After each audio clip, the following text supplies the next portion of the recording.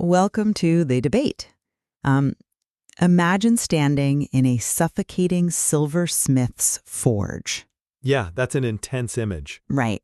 The heat radiating from those coals is absolute. Raw metal is placed into a crucible, melting down to its very essence. As the impurities slowly burn away. And does that silver care who built the fire? Exactly.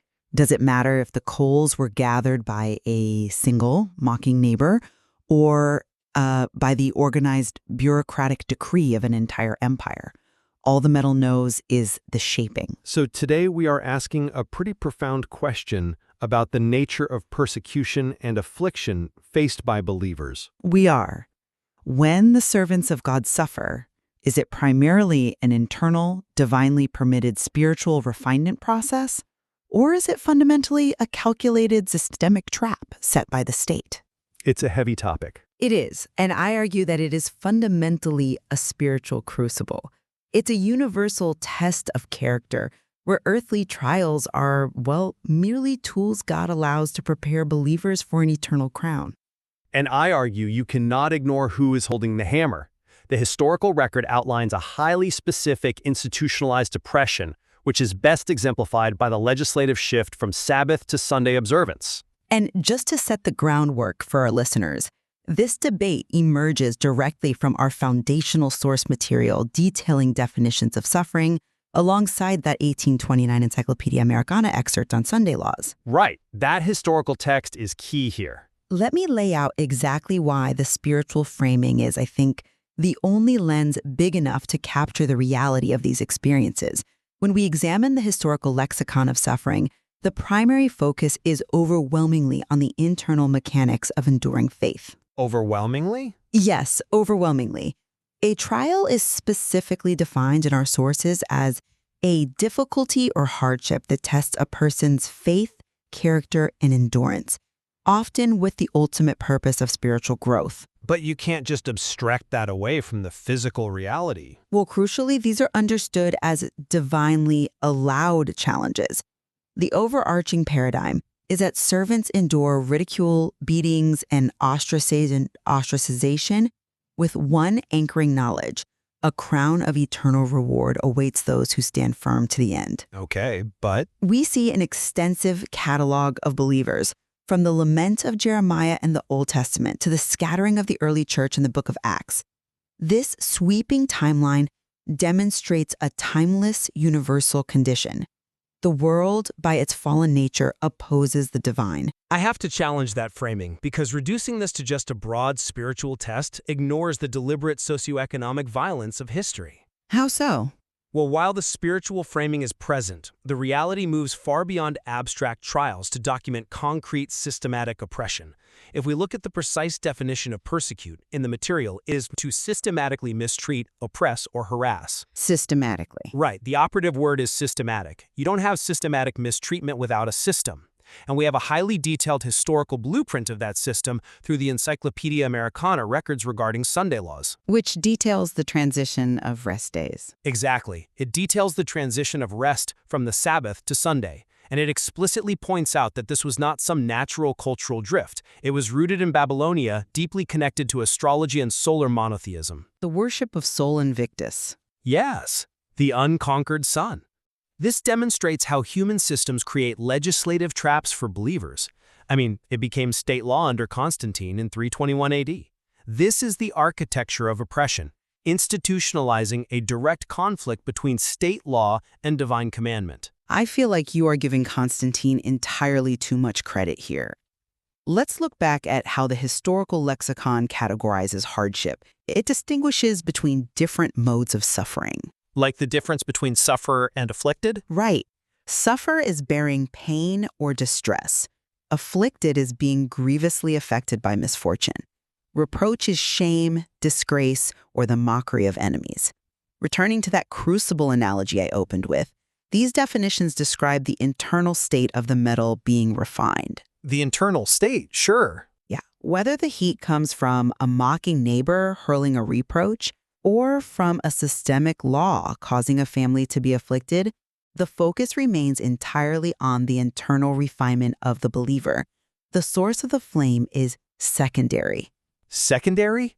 You're romanticizing the fire. I wouldn't say romanticizing. The source of the flame is absolutely central when the flame is designed to systematically eradicate a specific divine practice. Yes, the internal experience of being afflicted is real, but internal refinement is merely a byproduct. A byproduct? The actual mechanism of the persecution is deeply structural. Let's look at the progression outlined in the historical records. In the 1st century, observance of Sunday was difficult because many Christians were slaves. Great, they didn't control their time. Exactly. But by the time of the apostolic constitutions, an institutional order was given. The decree was, let the slaves work 5 days, but on the Sabbath day and on the Lord's day, let them have time to go to church. Which sounds accommodating at first. Right, but later church canons outright forbade the observance of the Sabbath. That is institutional coercion. Now, as a listener, you might be wondering why a simple calendar shift regarding a day of rest is considered persecution on par with physical beatings. It is a valid question. Think about the mechanism of control over a slave's time. A slave has no autonomy. When a religious authority uses its power to legally restructure the work week, they are systematically dismantling a believer's ability to keep a divine commandment. I see the structure you're pointing to. It's not just a passive trial where God is quietly refining someone's character. It is a calculated effort by human institutions to force assimilation. I reject the idea that this is merely forced assimilation into solar monotheism because, well, you are analyzing the stage setting while completely ignoring the script. The script being what? The script being the spiritual reality. I acknowledge the historical severity of those edicts, but the believers of that era endured precisely because their gaze was not fixed on earthly legislation. It was fixed on the eternal. Looking toward the end. Yes.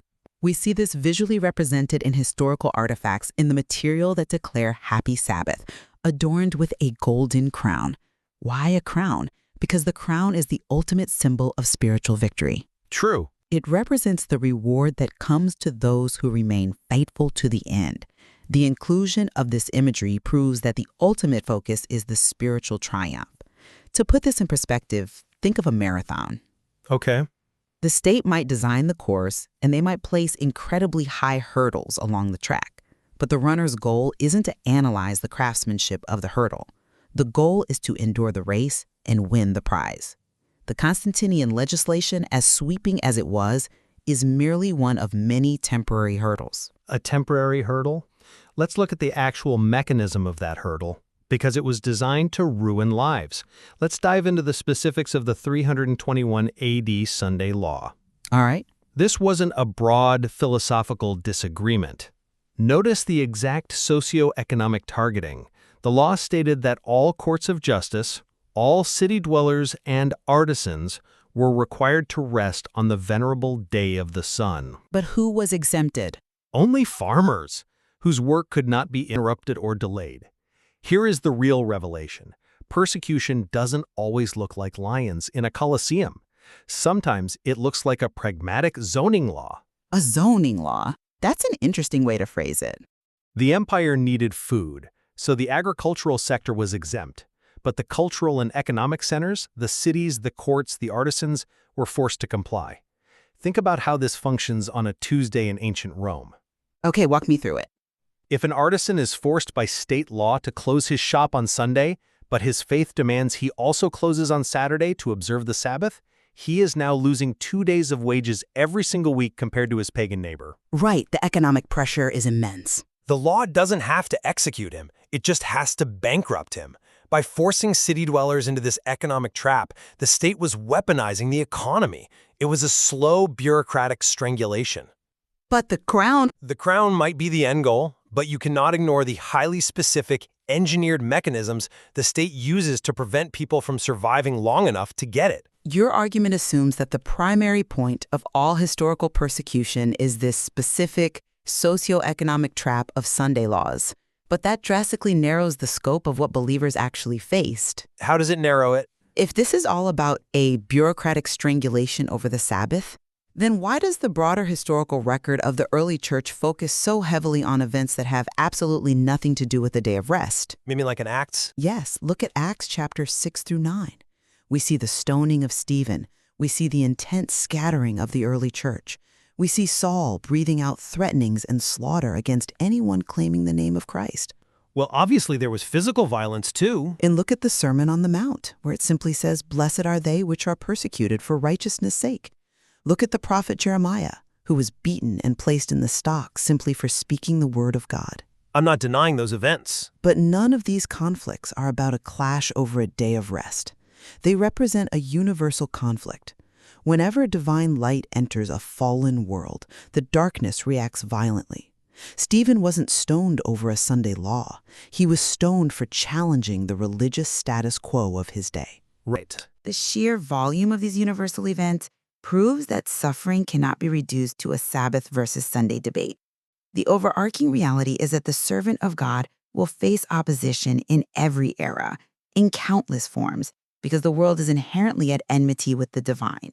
Yes, the conflict between light and darkness is universal. I am not denying the martyrdom of Stephen or the sufferings of Jeremiah, but look at how those broad, universal truths funneled down into specific historical flashpoints.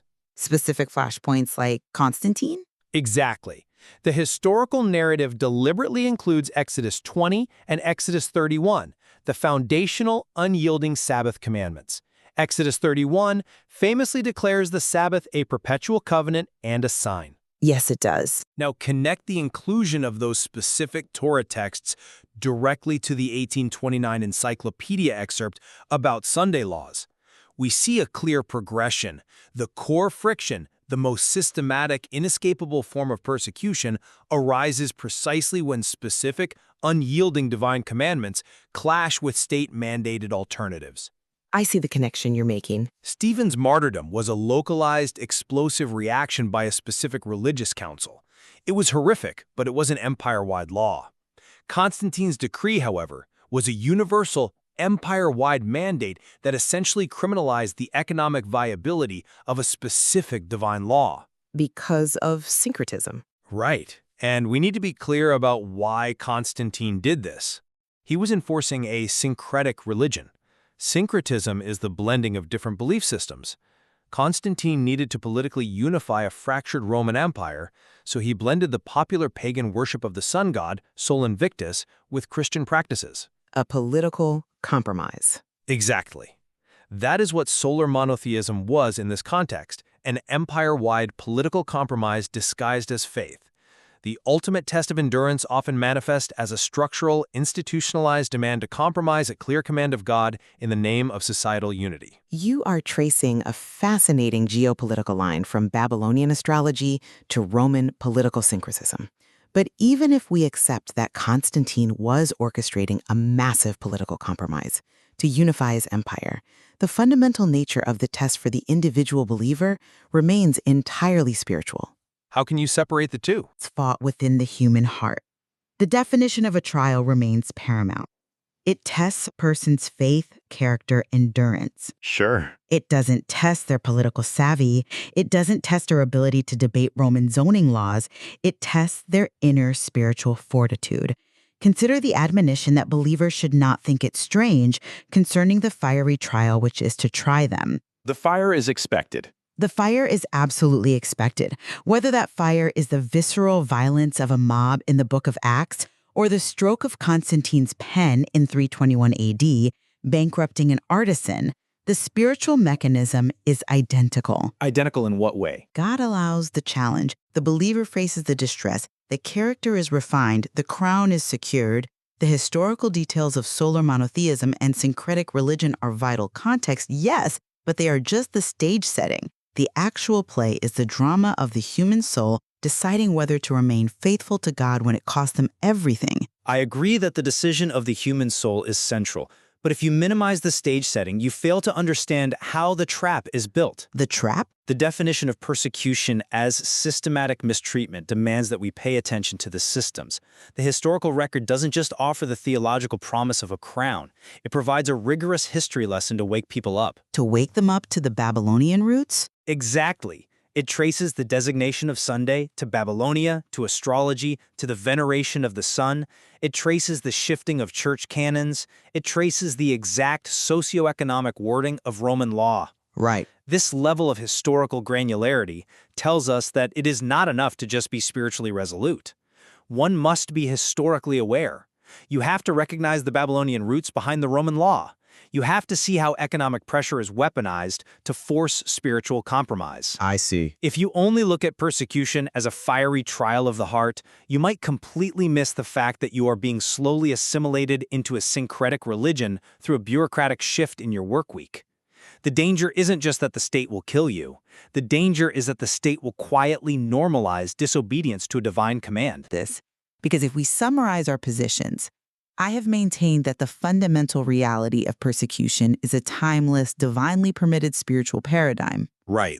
It operates as an internal crucible where believers are refined, producing the necessary endurance to receive an eternal crown, regardless of the era or the empire causing the affliction. And I have maintained that you cannot separate the spiritual trial from the systemic reality.